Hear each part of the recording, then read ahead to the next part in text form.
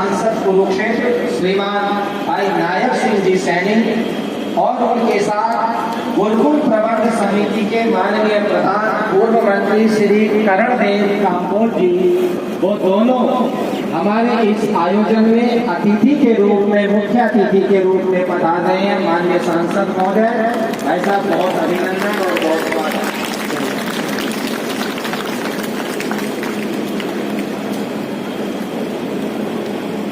माननीय सांसद महोदय, क्योंकि मैं कुरुक्षेत्र से हूं, मेरा लगातार उनसे वास्ता रहता है। जिस तरह के संदर्भ को लेकर, जिस तरह से इंडिया गठबंधन बना है, इंडिया बोलने में और लिखने में परहेज कर रहे हैं। मोदी जी ने प्रेसिडेंट ऑफ भारत बोला है, उसको लेकर क्या कहेंगे कि आने वाले समय में क्या इंडिया खत्म हो जाएगा? देखिए, महात्मा गांधी जी ने एक शब्द कहा था जब देश आज़ाद हुआ था कि इस कांग्रेस पार्टी को समाप्त कर देना चाहिए,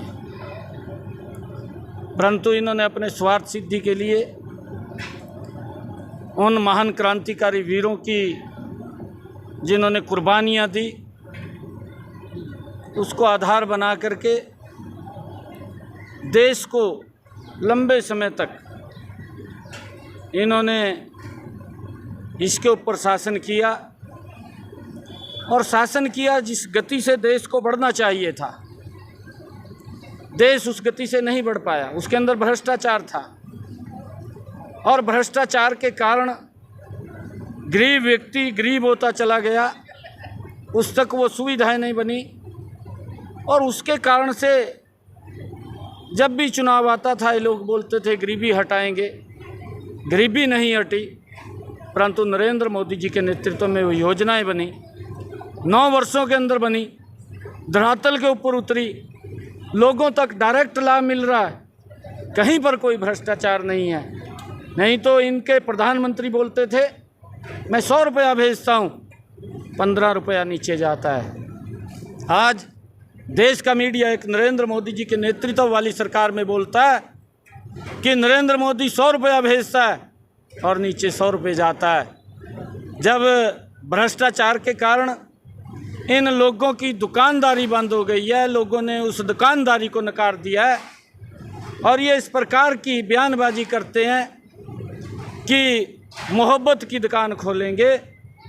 उस मोहब्बत की दुकान के अंदर तो हम तो हरियाणा के अंदर देख रहे हैं क्या हालात मंचों के ऊपर हो रहा है, किसका लात बज रही है, किसका गुस्से बज रहे हैं। और इन्होंने अपना चोला उतार करके पहले तो यूपीए बनाया, जब देश के लोगों ने इस बात को समझा कि ये तो वही लोग हैं, अब इन्होंने उस चोले को भी उतार दिया, अब इन्होंने इंडिया नाम रखा।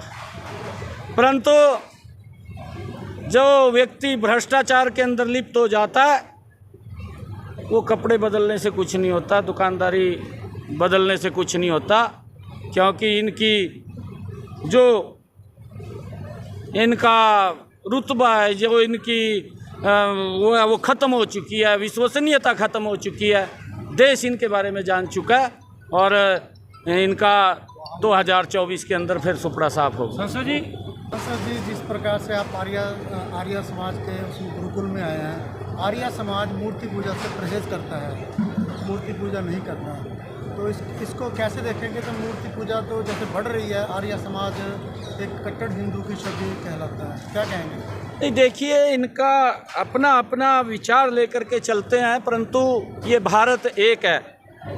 दयानंद सरस्वती जी महाराज, जिन्होंने इस आर्य समाज की स्थापना की, आधुनिक भारत के वो चिंतक रहे हैं, और उन्होंने लोगों को वेदों के साथ जोड़ने का लगातार प्रयास किया है दयानंद सरस्वती ने, और लोगों को वेदों के साथ जोड़ा है। वेदों से हमारी शिक्षा दीक्षा, हमारा विकास कैसे हो, हमारे संस्कार कैसे आगे बढ़े, वो सब कुछ वेदों के अंदर मिलता है, और लोगों को वेदों के साथ जोड़ने का काम किया। आज वेदों की पद्धति जो है यूरोपियन कंट्री में चल रही है, चाहे योग को ले लो, चाहे आयुर्वेदिक मेडिसिन को ले लो, लेकिन यहाँ पे कम होती जा रही है। जिस प्रकार से इंग्लिश मेडिसिन है, जो फॉरेन की इंग्लिश मेडिसिन है, उन्होंने यहाँ पर अपने पैर पसारने शुरू कर दिए हैं। तो क्या कहेंगे इसको लेकर के?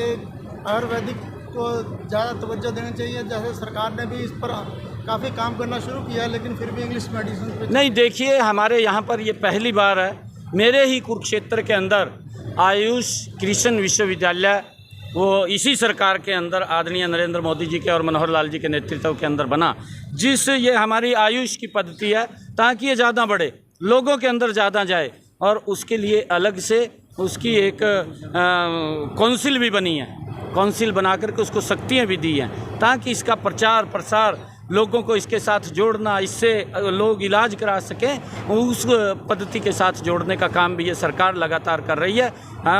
कुछ समय पहले क्योंकि हमारे जो संस्कार थे वो विलुप्त हो चुके थे और उनको दोबारा लगातार उठा करके लोगों तक, ये हमारे लिए बड़े गर्व की बात है कि आज गीता पूरे विश्व के अंदर वो हो रही है, उसके कार्यक्रम हो रहे हैं गीता के, चाहे इंग्लैंड है, चाहे कनाडा है, ऑस्ट्रेलिया है, पूरे विश्व के अंदर गीता जयंती महोत्सव मनाए जा रहे हैं। ये हमारे लिए गर्व की बात है।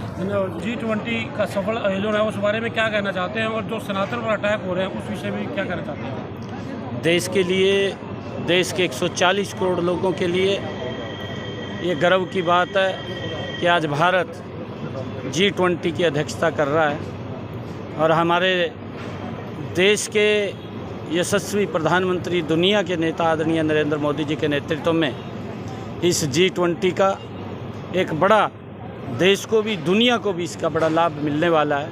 आदरणीय प्रधानमंत्री जी ने जो इसकी थीम दी है कि one earth, one family, one future, और उसको लेकर के इसका बड़ा लाभ पूरी दुनिया को मिलने वाला है।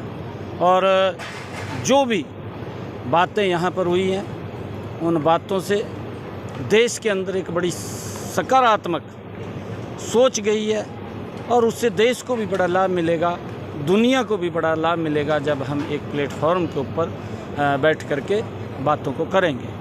G20 की अध्यक्षता करना ये भारत के लिए अपने आप में एक गौरवान्वित ये पल है और देश का गौरव दुनिया के अंदर ऊंचा हुआ है इन आदरणीय नरेंद्र मोदी जी के नेतृत्व में। जिस पर वासुदेव कुटुंबकों को हमारे शास्त्रों में बहुत पहले लिखा गया है, इसी के आधार पर चाहे वो बांग्लादेश हो, सऊदी अरब हो या अफ्रीकन कंट्री के 52 देश भारत ने शामिल किए, इस उपलब्धि को आप किस नज़रिए से देखते हैं? देखिए, मैंने कहा है कि G20 की अध्यक्षता भारत कर रहा है, पूरे विश्व को इसके अंदर ज़बरदस्त लाभ होगा।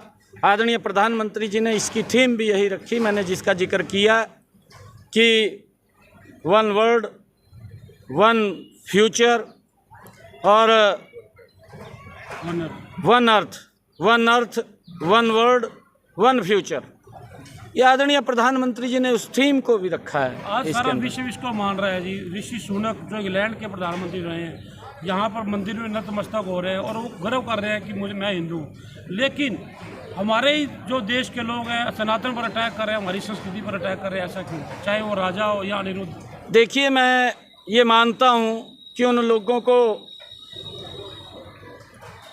जो लोग इस प्रकार की बात कर रहे हैं, हमारी ये संस्कृति है, हमारे वो संस्कार हैं जो हमें पूर्वजों से मिले हैं और हम उसका संरक्षण कर रहे हैं, उसको संजो करके रखे हुए हैं, उसको आगे बढ़ा रहे हैं। आने वाली पीढ़ियों को वो संस्कार, वो उनका संरक्षण, वो उनको आगे बढ़े, उनको मिले, उसको लेकर के काम कर रहे हैं। परंतु कुछ लोग जो एक भ्रष्टाचारी राजनीति को लेकर के, जो उन्होंने अपने समय के अंदर राजनीति को भी बदनाम करने का काम किया है। अभी अगर उनके गठबंधन के अंदर आप लोग देखें, एक आम आदमी के नाम से उन्होंने एक संगठन खड़ा किया। सबसे ज़्यादा भ्रष्ट अगर कोई है जो कट्टर ईमानदार बोलता था, वो आम आदमी का नेता है। सबसे ज़्यादा उसके मंत्री जेल के अंदर पड़े हैं और वो अपने आप को कट्टर ईमानदार बोलता है। और इसी प्रकार से इन्होंने अपना चोला बदला है। इन्होंने कांग्रेस से यूपीए किया, यूपीए से इन्होंने इंडिया किया। ये चोला बदल रहे हैं, परंतु देश की जनता समझ रही है कि ये कौन लोग हैं। ये वही लोग हैं जिन्होंने देश के अंदर घोटाले किए हैं, जिन्होंने हमारी सनातन संस्कृति को समाप्त करने की कोशिश की है। परंतु ये सनातन संस्कृति, ये हजारों वर्ष पुरानी हमारी सनातन संस्कृति है। हजारों वर्ष मुगलों ने इस देश की सनातन संस्कृति के ऊपर कुठाराघात किए हैं। 300 वर्ष तक अंग्रेजों ने इस सनातन संस्कृति को समाप्त करने के लिए कुठाराघात किए हैं, परंतु ये सनातन संस्कृति ये अजर है, ये अमर है। वो स्वयं ही खत्म हो जाएंगे, परंतु हमारी सनातन संस्कृति ये अजर अमर है, ये समाप्त नहीं होगी।